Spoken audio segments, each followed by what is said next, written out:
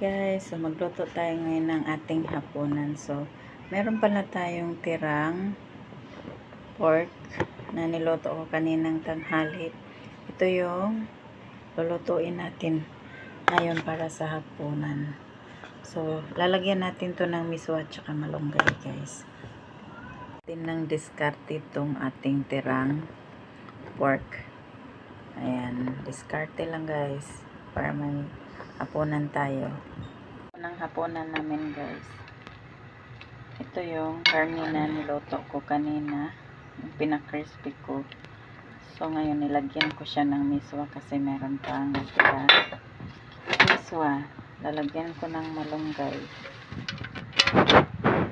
Kunti lang kasi kami ngayon, guys, kaya diskarte na lang.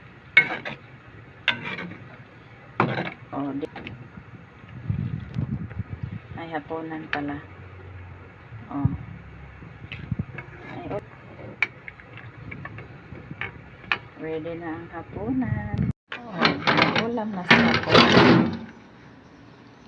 Yung tirang ulam kaya ng tanghali na pork, pinakrispy ko, nilagyan ko ng miswa and malunggay.